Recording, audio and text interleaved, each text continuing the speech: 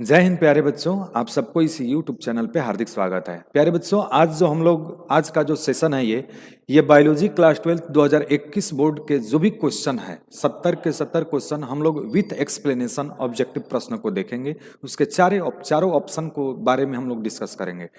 अर्थात जब 70 question solve करेंगे तो एक साथ केवल 70 क्वेश्चन ही नहीं, उसके चारों ऑप्शन को भी साथ में अगर करें तो आपके बहुत सारे क्वेश्चन एक साथ सॉल्व हो जाएंगे। और यहाँ से आपके बहुत सारे क्वेश्चन अभी जो बोर्ड का एग्जाम होने वाला है वहां से आप लोग कर सकते हैं। इसके पहले हम लोग 2023 का और 2022 का क्वेश्चन कर चुके हैं। तो चलिए हम लोग फर्स्ट क्वेश्चन को देखते हैं। जैसे यहाँ पे क्वेश्चन पूछा गया है, यहाँ पे जैसा कि आप क्वेश्चन देख रहे हैं कि ऋतु अस्त्राव यानी कि मेनस्ट्रुअल साइकिल किस में पाया जाता है। तो मेनस्ट्रुअल साइकिल जो होता है प्राइमेट्स में पाया जाता है। इसके अतिरिक्त अगर यही क्वेश्चन आता ओस्ट्रस साइकिल, ओस्ट्रस साइकिल, तो ओस्ट्रस साइकिल मेनस्ट्रुअल साइकिल के विपरीत है। इसका जो इंग्लिश है वो क्या है, यहाँ पे दिया हुआ है मेनस्ट्रुअल साइकिल। यहाँ पे आप देखेंगे तो यहाँ पे इंग्लिश क्या है, मेनस्ट्रुअल। आप हिंदी से नहीं, आप इंग्लिश से जरूर इसको आप लोग ध्यान रखें। मेनस्ट्रुअल साइकिल, ओस्ट्रस साइकिल जो होता है ये नॉन प्राइमेट्स में होता है। नॉन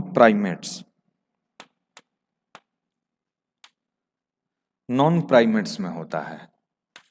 और नॉन प्राइमेट्स कौन है, आप लोग जानते हैं, गाय, भैंस, भेड़, बकरी इत्यादि नॉन प्राइमेट्स हैं। मेनस्ट्रुअल साइकिल किस में होता है, तो मनुष्य में, बंदर में, चिंपैंजी में। और ऐसी स्थिति में इसका आंसर क्या होगा, इनमें से सभी। इन सभी में कौन सा साइकिल होता है, मेनस्ट्रुअल साइकिल होता है। ओस्ट्रस साइकिल किस में होता है, नॉन प्राइमेट्स में, गाय, भैंस, भेड़, बकरी में।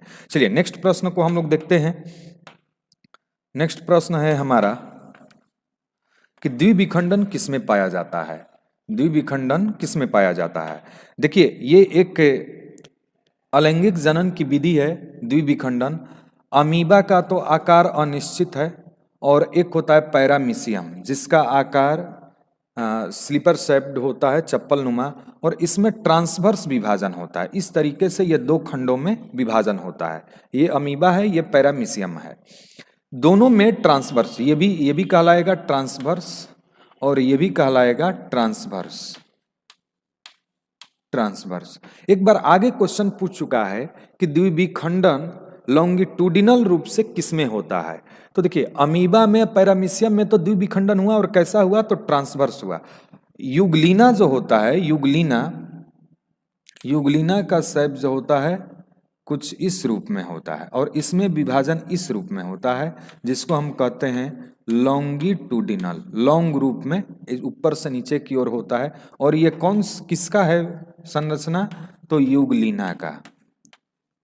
ये किसका संरचना है, तो युगलीना का। तो आपसे क्वेश्चन ये भी पूछा हुआ है कि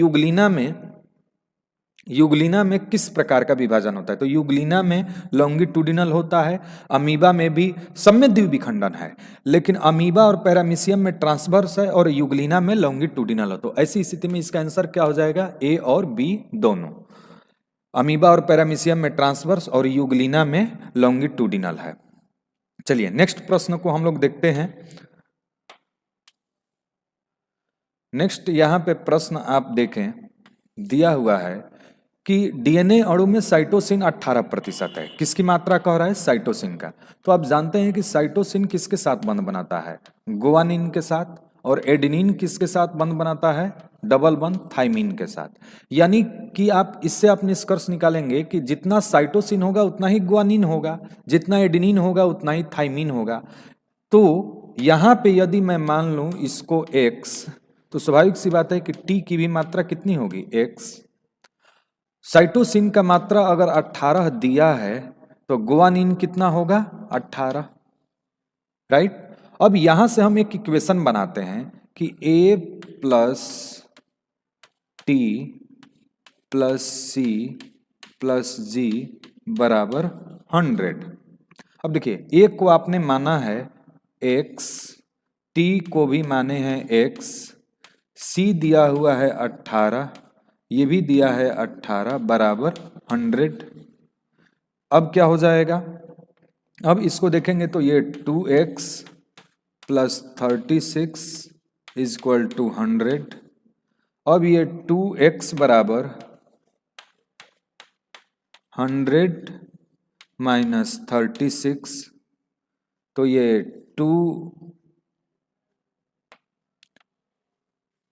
2x बराबर 64।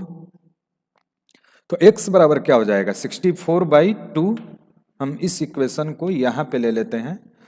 तो 2x बराबर क्या दिया हुआ है 64, तो x is equal to 64/2 is equal to कितना हो जाएगा 32।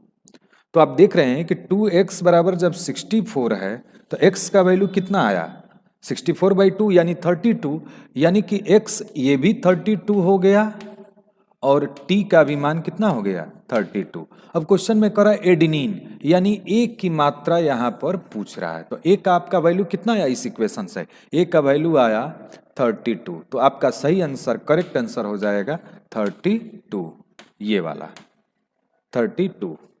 आप देख सकते हैं कि किस रूप में आप, नहीं तो इसको एक बार बैक करके इसको रिवर्स करके आप लोग वीडियो को शुरू से देख सकते हैं कि ये क्वेश्चन जैसे सी और जी ए और टी आप एक बार फिर से देख सकते हैं। तो इसका जो आंसर होगा 32। चलिए नेक्स्ट प्रश्न को हम लोग देखते हैं। 4 नंबर क्वेश्चन है, बिडाल परीक्षण किसकी पुष्टि करता है। तो बिडाल टेस्ट एक होता है जिसमें हम एंटीबॉडी को, जो एक एंटीबॉडी लेते हैं और एंटीबॉडी जो होता है वो एंटीजन के साथ जो उसके साथ कंबाइंड होता है, जुड़ता है, उससे पता चलता है कि कौन सा रोग है। तो बिडाल टेस्ट ये आप डायरेक्ट ध्यान रखिए, ये होता है टाइफाइड के लिए। किसके होता है टाइफाइड के लिए। Widal test is done to confirm typhoid. Next प्रश्न जो है, नेक्स्ट जो प्रश्न है 5 नंबर, HIV निम्न में किस कोशिका पर आक्रमण करता है। HIV निम्न में से किस कोशिका, देखिए यहां पर ऑप्शन में T कोशिका दिया हुआ है, यहां पर है T हेल्पर कोशिका, यहां भी T है, यहां पर देखिए जैसे इससे पता चलेगा इंग्लिश में T सेल है, यहां पे T हेल्पर सेल है।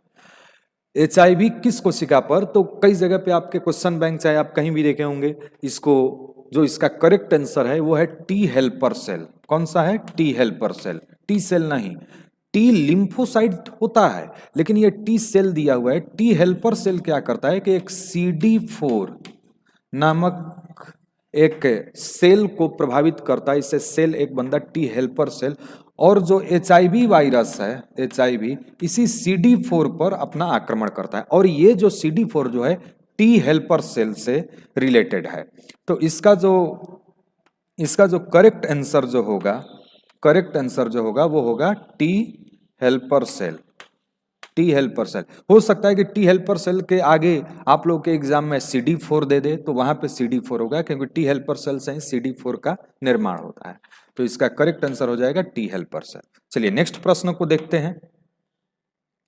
नेक्स्ट जो हमारा प्रश्न है 6 नंबर, ऐसे पदार्थ जिनके प्रति प्रतिरक्षा अनुक्रिया होती है उन्हें कहते हैं। यानी कि जो इम्यून सिस्टम किससे लड़ता है, क्वेश्चन देखिए, the substances to which an immune response is produce are called. यानी कि जो इम्यून सिस्टम हमारा काम करता है वो किसके प्रति लड़ता है, किसके खिलाफ में लड़ता है। क्वेश्चन को ऐसे आप पढ़ें, ऐसे पदार्थ जिनके प्रति प्रतिरक्षा यानी कि जो हमारा इम्यून सिस्टम होता है, इम्यून रेस्पॉन्स होता है, अनुक्रिया होती है किसके प्रति, यानी किसको लड़ कर उसको नष्ट करता है। तो देखिए एलर्जन, टीका, एंटीजन और एंटीबॉडी। एंटीबॉडी तो नष्ट करता है लेकिन किसको नष्ट करता है, तो एंटीजन को। तो इसका सही आंसर हो जाएगा एंटीजन।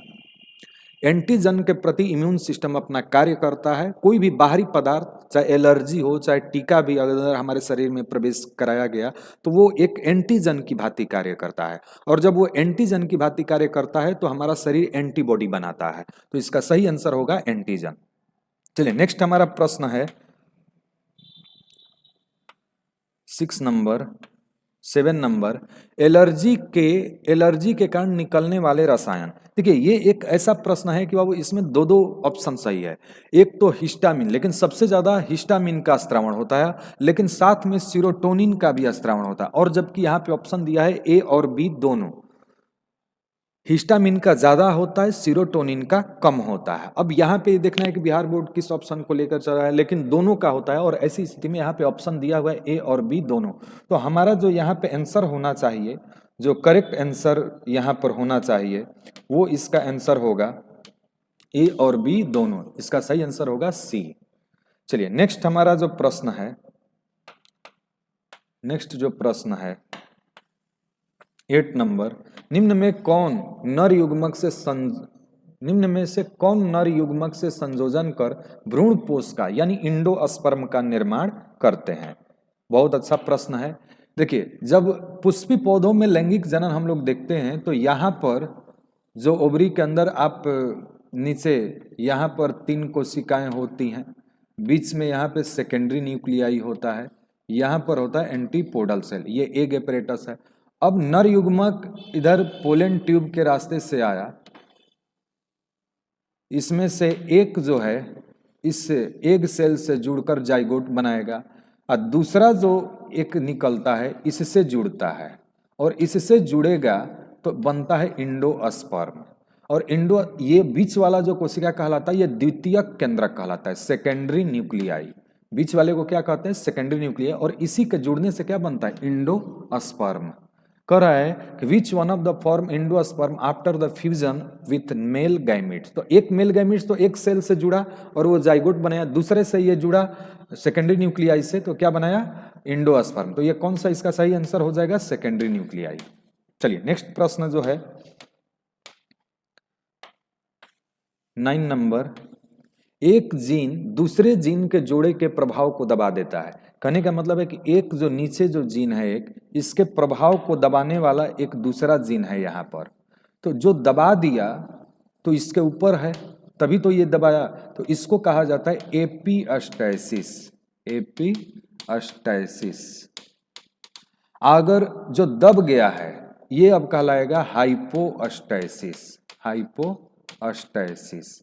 हो सकता है कि आपका एक बार अभी क्वेश्चन पूछा है एपीअस्टैसिस, अब ये यही पूछ सकता है कि एक जीन का जोड़ा जो दूसरे जीन के प्रभाव के कारण दब जाता है, तो दबने वाले जीन को क्या कहेंगे? तो हाइपोअस्टैसिस। जिसके कारण वो दबा हुआ है तो वो कौन सा है? एपीअस्टैसिस। तो इसका सही आंसर हो जाएगा ए ऑप्शन।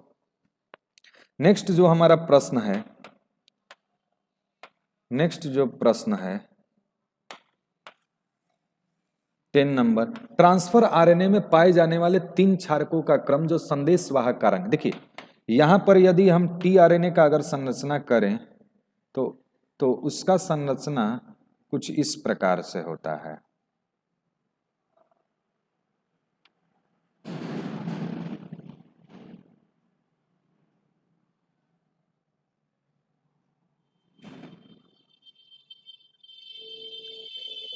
एमआरएनए जो होता है यहां पर है एमआरएनए, ये क्या है? एमआरएनए। अब एमआरएनए पर यहां पर कोई कोड होगा तो इसको पढ़ने वाला ये है और इसी को पूछ रहा है। तो इस आर्म को हम कहते हैं एंटीकोडॉन आर्म। Anticodon arm. तो यहाँ पे ऑप्शन दिया है, देखिए यहाँ पे 3 नॉनसेंस कोडान एंटीकोडॉन आर्म, तो इसको हम सही आंसर क्या हो जाएगा? Anticodon arm, C option. चलिए नेक्स्ट प्रश्न जो है, नेक्स्ट जो प्रश्न है 11 नंबर, बाउचेरिया बैंक्राफ्टी जो आदमी में फाइलेरिया रोग, कभी आप लोगों के क्लास के अंतर्गत हम बताए थे कि फाइलेरिया रोग जो होता है बाउचेरिया बैंक्राफ्टी के कारण होता है, जिसमें हाथी के समान पाँव फूल जाते हैं और ये निमेटोड्स या हेलिमंथ जनित रोग होता है। ये डायरेक्ट आप लोग अपने नोट्स में देखेंगे तो ये डायरेक्ट शामिल है, हेलिमंथ जनित या एक कृमि जनित रोग कहा जाता है। तो इसका सही आंसर हो जाएगा हेलिमंथ जनित रोग, बाउचेरिया जिसमें हाथी के समान, इसको हम फाइलेरिया यानी हाथी पाँव भी कहते हैं। नेक्स्ट जो हमारा प्रश्न है 12 नंबर, अधिक अल्कोहल लेने से शरीर में कौन सा अंग सबसे ज्यादा प्रभावित होता है? तो आप सभी जानते हैं कि अल्कोहल का अगर ज्यादा सेवन किया जाए तो सबसे ज्यादा प्रभावित होता है लीवर। कौन सा होता है? लीवर। लीवर में अल्कोहल के ज्यादा सेवन से उसमें सूजन होने लगता है और उसको कहते हैं लीवर सिरोसिस। उसको क्या कहेंगे? Liver cirrhosis. Liver cirrhosis. Next हमारा जो प्रश्न है, मेंडल के नियम का एक अपवाद। आप जानते हैं कि मेंडल के द्वारा 3 नियम दिए गए थे, प्रभाविता का नियम, युग्मक शुद्धता, प्योरिटी ऑफ गैमीट, और स्वतंत्र अपविभन का नियम। तो आप जानते हैं कि प्रभाविता का नियम तो मेंडल का ही है, युग्मक के शुद्धता का भी है, स्वतंत्र अपविभन का है। संलग्नता जो है इनके अपवाद था, जो लिंकेज ग्रुप वाला जो था वो इनके अपवाद था। बेटसन दादा पुणे टीस्पिन पर वर्क किए थे सहलग्नता पर, तो इसका जो अपवाद है वो है सहलग्नता। चलिए नेक्स्ट प्रश्न जो है 14 नंबर, निम्न में से कौन सा यौन संचारित सेक्सुअल ट्रांसमिटेड डिजीज। आप जानते हैं कई सेक्सुअल ट्रांसमिटेड डिजीज, जैसे इसमें जो है सिफाइलिस होगा। आप जानते हैं कि टाइफाइड जो होता है बैक्टीरिया जनित रोग है, साल्मोनेला टाइफी के द्वारा टाइफाइड होता है, विब्रियो कोलेरी के द्वारा हैजा होता है, प्लाज्मोडियम के द्वारा मलेरिया होता है। लेकिन जो यौन संचारित रोग यानी सेक्सुअल ट्रांसमिटेड डिजीज जो है, यौन संचारित रोग, वो है सिफाइलिस। सिफाइलिस के अलावा जो सेक्सुअल ट्रांसमिटेड डिजीज है वो कौन सा है? एड्स भी है, और इसके अलावा भी है, आप लोग अलग लिखे हुए हैं। तो यौन संचारित रोग सिफाइलिस, एड्स, HIV इत्यादि जो है यौन संचारित रोग है। इसके नेक्स्ट चलिए हम लोग क्वेश्चन देखते हैं। 15 नंबर प्रश्न जो है, एकीडना, देखिए संयोजक कड़ी, एकीडना किसके बीच संयोजक कड़ी है? देखिए यहाँ पे दिया हुआ है संयोजक कड़ी, अवशेषी अंग। तो एकीडना एक अवशेषी अंग नहीं है, यहाँ पे विलुप्त कड़ी यहाँ पे लिखना चाहिए, विलुप्त कड़ी। इनमें से कोई नहीं, तो इसका सही आंसर हो जाएगा संयोजक कड़ी। सही आंसर क्या हो जाएगा? संयोजक। अब एकीडना आप लोग अलग से ध्यान रखेंगे कि ये किसके किसके बीच संयोजक कड़ी है। तो इसमें स्तनी वर्ग का भी गुण होता है, और सरीसृप और स्तनी वर्ग का जो होता है वो है एकीडना। किसके किसके बीच का वो ये गुण है? तो संयोजक कड़ी है। तो सरीसृप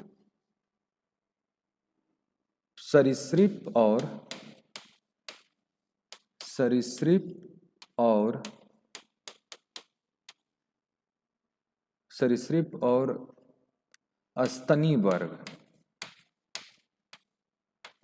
वर्ग के बीच का कड़ी है एकीडना। चलिए नेक्स्ट हमारा जो प्रश्न है,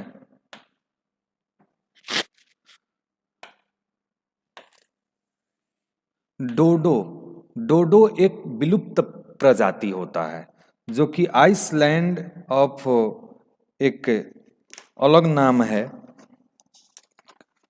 जो ये विलुप्त प्रजाति है, ये अभी तो फिलहाल ये उपलब्ध नहीं है, लेकिन ये जब था तो ये कहाँ पर था? आइसलैंड ऑफ मैरिटस में। डोडो जो था आइसलैंड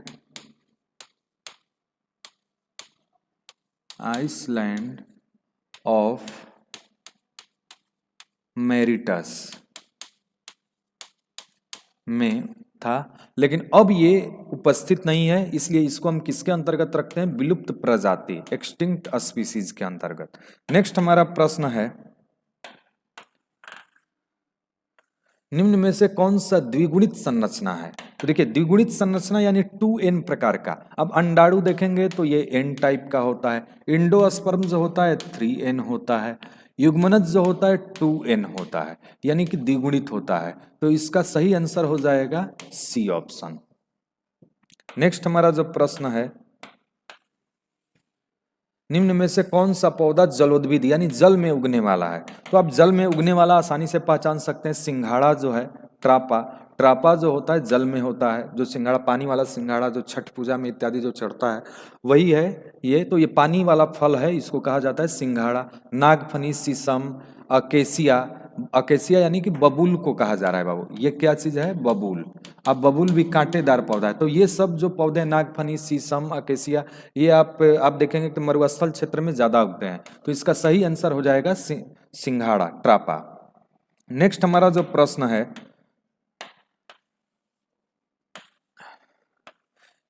सार्टोली सेल, इसका जो पूरा नाम है, सही से यहाँ पे नहीं, टाइपिंग मिस्टेक है। ये कौन सा सेल पूछ रहा है? सार्टोली या सार्टोलाई सेल कहा जाता है। तो आप जानते हैं कि टेस्टिस के अंदर जो सेमनीफेरस ट्यूब्यूल्स होता है, इसमें सेमनीफेरस ट्यूब्यूल्स इस रूप में ये कुंडलित रहता है, और सेमनीफेरस ट्यूब्यूल्स के अंदर ही ये होता है सार्टोलाई सेल, और ये किस में होता है? टेस्टिस में। चलिए नेक्स्ट प्रश्न हम लोग देखते हैं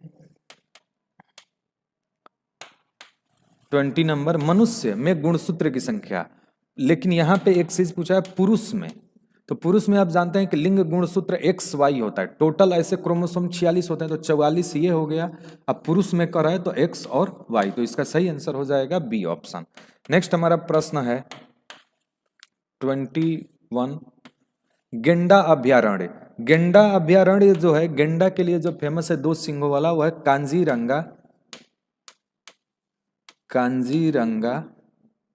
कांजीरंगा राष्ट्रीय उद्यान, जो कि कहाँ पे स्थित है? तो असम में। ये कहाँ स्थित है? असम में। नेक्स्ट हमारा जो प्रश्न है 22, आरएनए के पायरिमिडीन। आप जानते हैं कि प्यूरिन और पायरिमिडीन होते हैं। नाइट्रोजन बेस जो होते हैं वो 2 प्रकार के होते हैं, प्यूरिन और पायरिमिडीन। प्यूरिन में आपको ध्यान होगा A, G है, और पायरिमिडीन में CUT है। तो यूरेसिल थाइमिन तो आरएनए में होता नहीं है, C और U होगा आरएनए में। साइटोसिन और थाइमिन नहीं होगा, एडेनिन और गुआनिन नहीं होगा, साइटोसिन और यूरेसिल। इसका सही आंसर हो जाएगा C और U। अगर यह डीएनए पूछता तो डीएनए में हो जाता C तथा T। ये किस में होता? तो ये हो जाता डीएनए में। ऐसे प्रश्न को तुरंत जल्दबाजी में नहीं करना चाहिए, ऐसे तुरंत बना लीजिए, इसके बाद आप लोग करें तो 100% करेक्ट होगा। तो साइटोसिन और यूरेसिल। नेक्स्ट हमारा जो प्रश्न है 23, ट्रिपल एंटीजन जो डीपीटी का टीका है उसको कहा जाता है। किसको? डीपीटी का टीका किसके लिए दिया जाता है? तो डिप्थीरिया, P से पार्टूसिस यानी काली खांसी, और T से टेटनस। तो ट्रिपल एंटीजन देखिए 3 रोग के लिए है, एक है डिप्थीरिया, एक है पार्टूसिस यानी काली खांसी, और एक है टेटनस। तो देखिए टेटनस किसके लिए नहीं होता है? तो टेटनस के लिए तो ये होता ही है, डिप्थीरिया के लिए भी होता है। पार्टूसिस, यहाँ पे देखिए आप पार्टूसिस इसके इंग्लिश से पढ़िए, ये पार्टूसिस है। पार्टूसिस का मतलब हो गया काली खांसी, काली खांसी। तो इसका सही आंसर हो जाएगा टाइफाइड। टाइफाइड के लिए ये डीपीटी का टीका नहीं होता है। चलिए नेक्स्ट जो हमारा प्रश्न है 24, निम्न में से कौन सा ग्रीन हाउस गैस नहीं है? देखिए मीथेन तो मुख्य गैस है, क्लोरोफ्लोरोकार्बन भी CFC जो होता है ये थोड़ा बहुत उसमें इन्वॉल्व होता है, यानी कि ये भी होता है। कार्बन डाइऑक्साइड भी मुख्य गैस है। नाइट्रोजन जो कि वायुमंडल में 78% है, ये ग्रीन हाउस गैस की भांति कार्य नहीं करता है। तो इसका करेक्ट आंसर हो जाएगा नाइट्रोजन यानी कि N2। नहीं तो 78% तो सबसे ज्यादा तो यही काम करने लगता है, लेकिन नाइट्रोजन ग्रीन हाउस गैस की भांति कार्य नहीं करता है। चलिए नेक्स्ट जो हमारा प्रश्न है 25, कान्हा राष्ट्रीय उद्यान। कान्हा राष्ट्रीय उद्यान किनके लिए फेमस है? तो बाघ के लिए, टाइगर के लिए। नेक्स्ट हमारा जो प्रश्न है 26, निम्न में कौन सा आहार श्रृंखला का सही क्रम है? तो आहार श्रृंखला जानते हैं कि सबसे पहले उत्पादक यानी पेड़ पौधे होते हैं, उसके बाद शाकाहारी, उसके बाद मांसाहारी। तो देखिए घास जो है पेड़ पौधे के रूप में हो गया उत्पादक, घास को खाया बकरी, बकरी को खाए शेर। तो इसका सही जो करेक्ट आंसर हो जाएगा घास, बकरी और शेर। उत्पादक, शाकाहारी, मांसाहारी। नेक्स्ट जो हमारा प्रश्न है 27, न्यूक्लियोसाइड। देखिए न्यूक्लियोटाइड नहीं कहा है, ये पूछ रहा है न्यूक्लियोसाइड। तो साइड देखिए टॉ यहां पे रहता तो फास्फेट रहता, साइड पूछा है तो ये हो जाएगा सुगर प्लस नाइट्रोजन क्षार,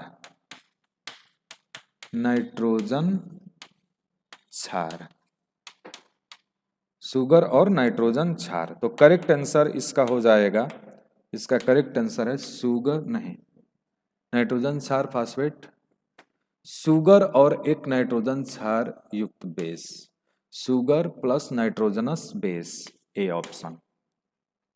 नेक्स्ट हमारा जो प्रश्न है 28, गैमिट निर्माण को कहते हैं, तो गैमिट निर्माण को गैमिटोजेनेसिस, ये तो सीधा सीधा सा प्रश्न है, गैमिटोजेनेसिस कहेंगे। नेक्स्ट जो हमारा प्रश्न है 29, रिस्ट्रिक्शन, ये देखिए टाइपिंग मिस्टेक है, रिस्ट्रिक्शन एंजाइम, तो देखिए रिस्ट्रिक्शन इंडोन्यूक्लियस भी होता है, रिस्ट्रिक्शन एक्सोन्यूक्लियस भी होता है, लेकिन इंडोन्यूक्लियस ज्यादातर काम करता है डीएनए को बीच से काटने के लिए, और इसी से उत्पन्न हुआ है रिस्ट्रिक्शन एक्सोन्यूक्लियस, तो जो इसकी उत्पत्ति माना जाता है, ऐसे ऑप्शन तो दोनों दे दिया है। तो ऐसी स्थिति में ये देखना होता है कि किससे किसकी उत्पत्ति हुई है, तो इंडोन्यूक्लियस पहले बना है उसके बाद एक्सोन्यूक्लियस, तो इसका करेक्ट आंसर हो जाएगा इंडोन्यूक्लियस। चलिए नेक्स्ट प्रश्न को हम लोग देखते हैं। नेक्स्ट प्रश्न है 30, राष्ट्रीय उद्यान में सुरक्षा प्रदान की जाती है, तो राष्ट्रीय उद्यान में देखिए पौधों को भी सुरक्षा प्रदान मिल जाता है और जंतुओं को भी, फ्लोरा और फाउना, यहाँ पे फ्लोरा और फाउना किसको इंडिकेट कर रहा है, जंतु और पौधे। जैसे वनस्पति उद्यान है तो वनस्पति उद्यान होगा तो वो पौधों को सुरक्षा प्रदान करेगा, जंतु उद्यान होगा तो जंतुओं को सुरक्षा प्रदान करेगा, तो यहाँ पे दोनों हो जाएगा, ए और बी दोनों, तो इसका करेक्ट आंसर होगा ए और बी दोनों। नेक्स्ट हमारा जो प्रश्न है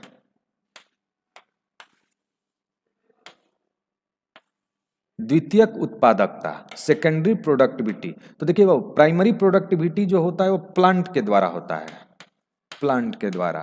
अब प्लांट को जो यूज करेंगे वो कौन होते हैं, शाकाहारी, शाकाहारी, और शाकाहारी जो फिर शाकाहारी यानी हर्बीवोरस जो होते हैं वो जो ऊर्जा उत्पादन करेंगे वो होगा द्वितीयक उत्पादक, तो सही आंसर हो जाएगा शाकाहारी। प्लांट जो होते हैं, अगर यही पूछ देता प्राथमिक उत्पादकता किसमें है तो वो हो जाता वहां पे उत्पादक, अगर यही कहता यहाँ पे प्राथमिक, उत्पादक क्या करेंगे, प्राथमिक करेंगे, शाकाहारी क्या करेंगे, द्वितीयक करेंगे, मांसाहारी अब तृतीयक के अंतर्गत आ जाएंगे। नेक्स्ट हमारा जो प्रश्न है 32, पाश्चुराइजेशन में गर्म किया जाता है, तो आपको पता है पाश्चुराइजेशन में मिल्क को, दूध को गर्म करते हैं 72 डिग्री सेल्सियस पर 15 सेकंड के लिए। चलिए ये आपका लघुतरीय प्रश्न भी हो सकता है, पाश्चुराइजेशन क्रिया में क्या किया जाता है, तो पाश्चुराइजेशन क्रिया में हम मिल्क को या मिल्क प्रोडक्ट को, दूध के प्रोडक्ट जो भी है उसको अगर सही रखने के लिए 72 डिग्री सेल्सियस पर 15 सेकेंड के लिए गर्म करते हैं। नेक्स्ट जो हमारा प्रश्न है पराग भित्ति होता है, तो पराग भित्ति यहां पर इस रूप में 2 परत होते हैं, जो बाहर वाला परत होता है इसको कहते हैं एक्साइन, जो अंदर वाला परत होता है उसको कहते हैं इंटाइन, तो ये द्विस्तरीय होता है, इसका सही करेक्ट आंसर हो जाएगा द्विस्तरीय। चलिए नेक्स्ट हमारा जो प्रश्न है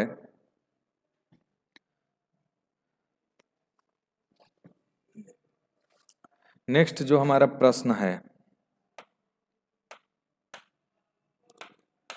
34 नंबर, टी लिम्फोसाइट उत्पन्न होता है। देखिए कोई भी लिम्फोसाइट हो, टी लिम्फोसाइट हो चाहे बी लिम्फोसाइट हो, उसका ओरिजिन अगर पूछ दिया है तो वो कौन सा होता है, बोन मैरो, बोन मैरो यानी अस्थि मज्जा। नेक्स्ट हमारा जो प्रश्न है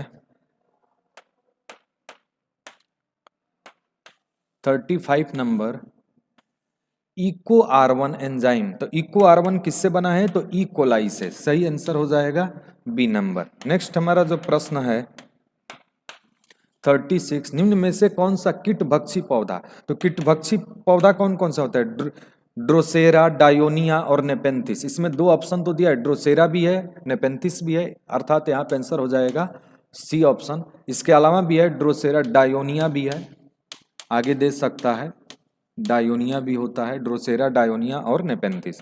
नेक्स्ट जो हमारा प्रश्न है 37, निम्न में से कौन सा उभयलिंगी प्राणी है, यानी कि जिसमें नर जननांग और मादा जननांग दोनों हो, तो इसमें कौन सा हो जाएगा, केचुआ, अर्थवार्म जो होता है उसमें नर जननांग और मादा जननांग दोनों उपस्थित होता है। नेक्स्ट जो प्रश्न है 38, क्लोरेला। देखिए एक ऐसा प्रश्न, इसमें दो दो ऑप्शन सही है क्योंकि ये एकल कोशिका प्रोटीन भी है और ये शैवाल के अंतर्गत भी आता है। ऐसे प्रश्न में जब दोनों दे दिया है तो जिसको आप सही करें, इसमें दोनों का एकल कोशिका प्रोटीन भी है और ये शैवाल है, लेकिन मुख्यतः ये शैवाल के रूप में अधिक, शैवाल से इसका ओरिजिन है, तो यहाँ पे शैवाल ऑप्शन सही होगा। हालांकि एकल कोशिका प्रोटीन भी है, लेकिन जब प्रारंभिक चीज ये क्या है तो शैवाल है, तो उस स्थिति में ज्यादा जो सही ऑप्शन है वो है शैवाल। नेक्स्ट हमारा जो प्रश्न है 39, क्राइजीन। देखिए क्राइजीन जो होता है, क्राई एक होता है cry AC1, cry AC1, cry AB2, ये दोनों जो हैं ये कपास के लिए है। कपास में ये एक होता है क्राई AB1, ये जो होता है ये मक्का में, मक्का के लिए ये होता है, तो ये जो है कपास के लिए है, कपास के लिए। तो आप ध्यान रखिए यहाँ पे तो मक्का वाला कोई ऑप्शन ही नहीं है, क्राइजीन का केवल नाम लिया है, तो सही आंसर क्या हो जाएगा, ए ऑप्शन। नेक्स्ट जो हमारा प्रश्न है 14, निम्न में से कौन सा डीएनए में, निम्न में से डीएनए में कौन सा प्यूरिन, अभी देखिए प्यूरिन पायरिमिडीन का हम लोग बात किए थे, तो प्यूरिन होता है, प्यूरिन ए और जी होता है, चाहे वो डीएनए हो और चाहे आरएनए हो। तो एडिनिन साइटोसिन नहीं होगा, साइटोसिन नहीं होगा, एडिनिन और गुआनिन। एडिनिन एजी शब्द जो है ये किसके अंतर्गत है, प्यूरिन के अंदर। प्यूरिन चाहे वो डीएनए हो चाहे आरएनए हो, दोनों में समान होता है, पायरिमिडीन अलग होता है। नेक्स्ट हमारा जो प्रश्न है 41, कैंसर किस कारण से होता है, तो कैंसर जो होता है ओंकोजीन, ओंकोलॉजी कहते हैं हम कैंसर के अध्ययन को, और इसका आंसर क्या हो जाएगा, ओंकोजीन, जो किस जीन के कारण, तो ओंकोजीन के कारण ये होता है। नेक्स्ट जो हमारा प्रश्न है 42, सूक्ष्म प्रजनन में क्या संभव है। देखिए सूक्ष्म प्रजनन जो होता है वो अलैंगिक जनन के अंतर्गत, माइक्रो प्रोपोगेशन जो होता है, हम उसके सेल को लेते हैं, एक टिश्यू कल्चरिंग करते हैं, उससे कैलस बनता है, कैलस से उसके कोशिकाएं से फिर अलग अलग, क्योंकि इसमें लैंगिक जनन क्रिया, इसमें पुष्प का बात नहीं आता है। हम यहाँ पर जो सही आंसर हो जाएगा वो कौन सा हो जाएगा, अलैंगिक जनन। नेक्स्ट जो क्वेश्चन है 43, किस फल में बीज चोल यानी एरिल खाया जाता है। ये भी देखिए प्रश्न ऐसा है कि इसमें सभी प्रश्न भी सही होंगे, लेकिन अधिकांश आप देखेंगे कि लीची है, लीची का एरिल पार्ट खाया जाता है। जायफल का जो ऊपर वाला भाग होता है जो बाद में काफी सूख जाता है, ये भी एक तरफ से एरिल। एरिल क्या होता है कि अगर ये बीज है, इसके ऊपर कोई जो खाने योग्य भाग है, तो ये जो होता है एरिल भाग कहलाता है। तो लीची में तो हम बीज के ऊपर वाला हिस्सा खाते ही हैं, शरीफा को भी आप लोग अगर देखेंगे तो बीज के चारों तरफ जो ये भाग लिपटा होता है उसको खाते हैं, जायफल में भी कुछ इसी भाग को खाते हैं, लेकिन वो एरिल का कुछ अन्य भाग हो जाता है। तो बिहार बोर्ड पर यह निर्भर करता है कि किसको मानना है, लेकिन यहाँ पे अगर सही आंसर देखा जाए तो इनमें से सभी हो जाएगा, लेकिन मुख्य रूप से जो प्रत्यक्ष रूप से जो एरिल जिसका मौजूद है, जिसको खाने में इस्तेमाल होता है, वो होता है लीची। कौन सा होता है, लीची। लेकिन जब यहाँ पे इनमें सभी ऑप्शन, अब ये क्वेश्चन डायरेक्ट एक डिप्लोमेटिक रूप में पूछ दिया है, ये निर्भर करता है कि किस रूप में इसको मान रहा है। शरीफा का भी हम एरिल पार्ट ही खाते हैं, जो एनोना है उसका हम एरिल पार्ट ही खाते हैं, लेकिन एनोना में जो एरिल होता है कुछ परिवर्तित रूप में बदलता है, जायफल में कुछ ज्यादा बदल गया रहता है, जबकि यहाँ पे ऑप्शन दिया हुआ है इनमें से सभी, तो हम इसको इनमें से सभी ही करेंगे। एरिल में जो होता है वो प्रत्यक्ष रूप लीची में वो दिखता है, बाकी धीरे धीरे जायफल और शरीफा में थोड़ा बहुत परिवर्तित रूप वो रहता है, लेकिन जब ऑप्शन है इनमें सभी तो हम उसको करेंगे, इनमें से सभी। नेक्स्ट हमारा जो प्रश्न है 44, SO2 का प्रदूषण का सूचक कौन सा है। तो SO2 का जो प्रदूषण का सूचक होता है वायु प्रदूषण का, वो होता है लाइकेन, लाइकेन। नेक्स्ट जो हमारा प्रश्न है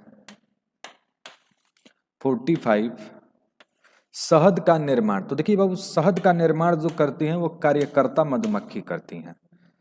कार्यकर्ता मधुमक्खी। नेक्स्ट जो हमारा प्रश्न है 46, निम्नांकित में कौन सा बीमारी मुर्गियों में होता है? तो मुर्गियों में देखिए हैजा कलरा जो होता है वो फाउल कलरा है, ये सिर्फ दिया है हैजा, अस्मट इसमें नहीं होता है। रानीखेत इसका करेक्ट आंसर हो जाएगा, रानीखेत। आप लोग नोट्स में लिखे हुए हैं, आप लोग देख सकते हैं कि रानीखेत इसके अंतर्गत है। नेक्स्ट जो हमारा प्रश्न है 47, इडली और डोसा के आटा में, तो इडली और डोसा में कई प्रकार के बैक्टीरिया उपस्थित हो, लैक्टोबैसिलस भी उपस्थित होता है, एक स्ट्रेप्टोकोकस भी होता है। तो सब बैक्टीरिया जबकि यहाँ पे ऑप्शन दिया हुआ है जीवाणु, हम लैक्टोबैसिलस क्यों करें, स्ट्रेप्टोकोकस भी होता है, तो इसका करेक्ट आंसर हो जाएगा जीवाणु। नेक्स्ट जो हमारा प्रश्न है 48, एगारोज किससे प्राप्त होता है? तो एगारोज शैवाल से प्राप्त होता है, एक समुद्री शैवाल यानी कि समुद्री घास से, समुद्री घास से। नेक्स्ट जो प्रश्न है 49, ओपेरॉन मॉडल किसने प्रस्तावित किया था? तो आपको पता है ओपेरॉन मॉडल जो लैक्टोज की उपस्थिति में जैकब तथा मोनोद ने अपना ये प्रयोग किए थे। लैक्टोज की उपस्थिति में बीटा ग्लैक्टोसिडेज का संश्लेषण हो रहा है कि नहीं हो रहा है अवस्था में होता है। तो आप जानते हैं प्रोफेज 1 में लेप्टोटिन, जाइगोटिन, पैकिटिन, डिप्लोटिन और डाइकाइनेसिस होता है। तो पैकिटिन अवस्था में क्रॉसिंग ओवर घटना होता है। लेप्टोटिन में फूल के गुलदस्ते के समान संरचना बनता है। लेप्टोटिन जाइगोटिन में सिनेप्टोनिमल कॉम्प्लेक्स का निर्माण होता है। सिनेप्टोनिमल कॉम्प्लेक्स का विघटन जो होता है वो डिप्लोटिन में होता है। तो सही आंसर क्या हो जाएगा, पैकिटिन। नेक्स्ट जो प्रश्न है 42, पीसीआर का हम किसके लिए, पीसीआर का उपयोग किसके लिए? PCR use to detect HIV, क्योंकि इसमें हम इसमें हम आरटीपीसीआर का उपयोग करते हैं।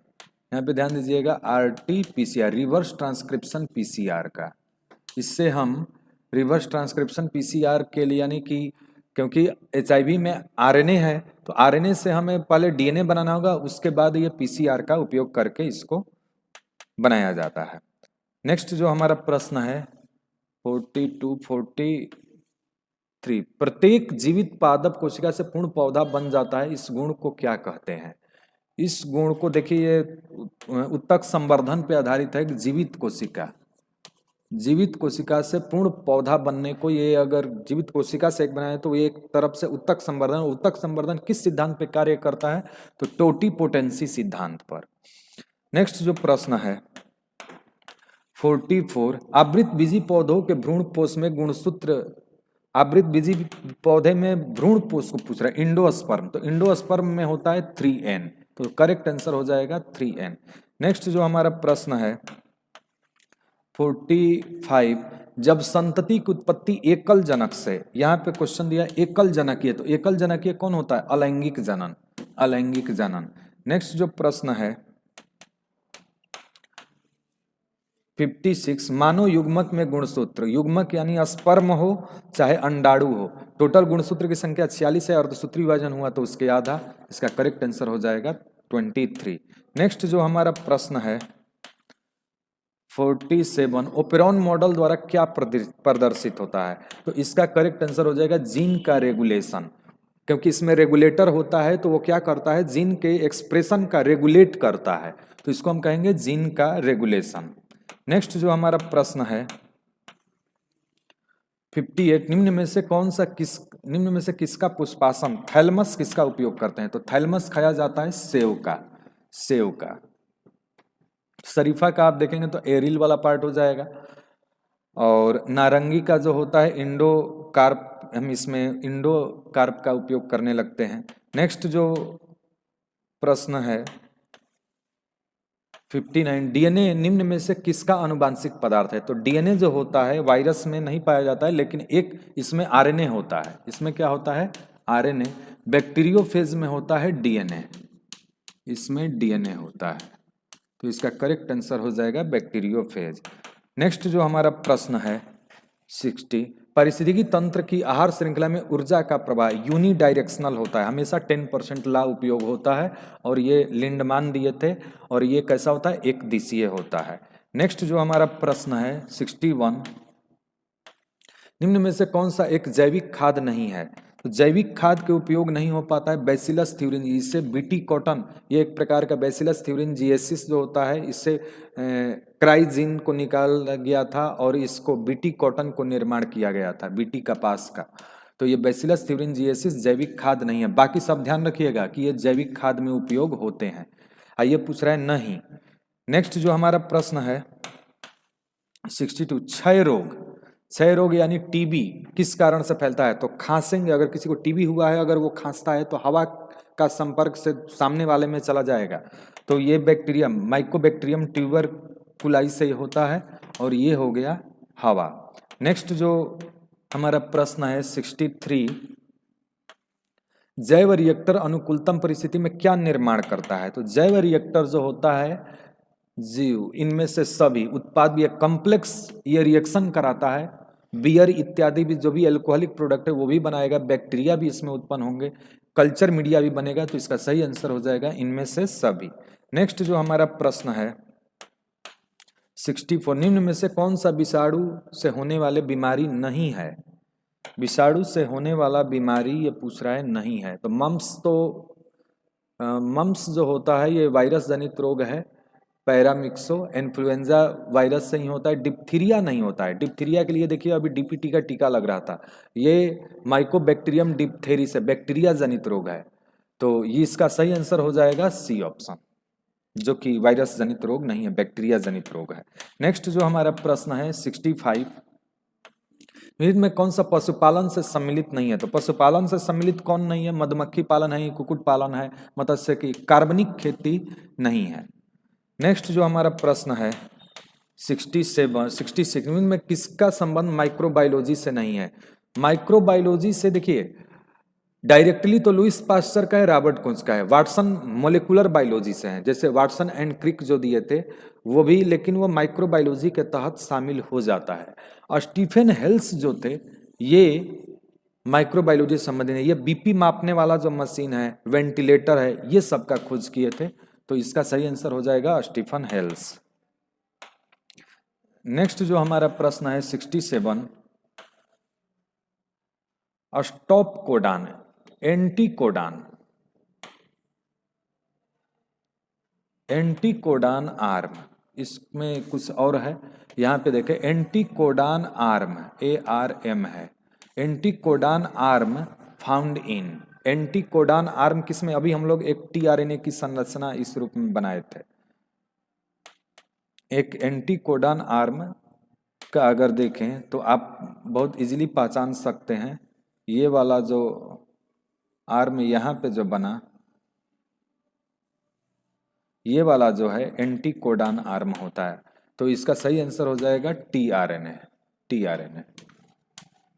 नेक्स्ट जो हमारा प्रश्न है 68, मेंडल ने प्रतिपादित किए संलग्नता का नहीं, अनुवांशिकता का नियम प्रतिपादित किए थे। जो भी अनुवांशिकता के जो 3 नियम है उसको प्रतिपादित किए थे।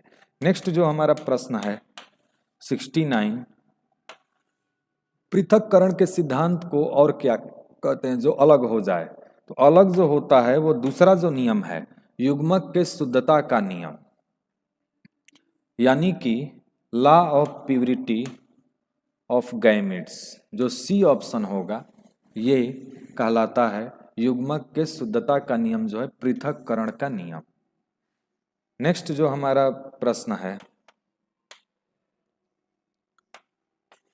लास्ट क्वेश्चन, नई प्रजातियों के निर्माण का महत्वपूर्ण कारक। तो देखिए नई प्रजाति के निर्माण के लिए तो ये सभी हैं। देखिए मुख्य रूप से आइसोलेशन भी हो जाता है, निरंतर विविधता भी होता है, लेकिन यहाँ पे एक ऑप्शन महत्वपूर्ण देते हुए उत्परिवर्तन को भी शामिल कर दिया है। अगर उत्परिवर्तन हो गया, ह्यूगो डिवरीज ने ये सिद्धांत दिए थे कि उत्परिवर्तन ही सबसे महत्वपूर्ण कारक हो जाता है एक नई प्रजाति के निर्माण करने के लिए। उत्परिवर्तन का खोज भी किए थे। तो उत्परिवर्तन अगर ऑप्शन नहीं रहता तब आपका ये वाला हो जाता। अगर कहीं पे ऑप्शन रहता विलगन और निरंतर विविधता दोनों, तो हम यहाँ पे सी और डी दोनों करते। लेकिन किसके अनुपस्थिति में? जब उत्परिवर्तन नहीं रहता यहाँ पे ऑप्शन तब, लेकिन यहाँ पे उत्परिवर्तन ऑप्शन दिया है, तो इसका करेक्ट आंसर हो जाएगा बी ऑप्शन। तो बच्चों जैसा कि आप लोग देखे कि हम टोटल अभी 70 प्रश्न को देखे और 70 के 70 क्वेश्चन वो 100%, इसमें कोई दिक्कत नहीं। वो 15 सेकंड ही है जो 72 डिग्री सेल्सियस पे गर्म किया गया है, वो 15 सेकंड के लिए। अगर उसको 63 डिग्री सेल्सियस पे गर्म करते हैं तो 30 मिनट के लिए फिर करना पड़ जाता है। ठीक है बच्चों, इसके आगे हम लोग नेक्स्ट लेक्चर जो होगा वो आपके 2020 के क्वेश्चन को हम लोग सॉल्व करेंगे। Thank you.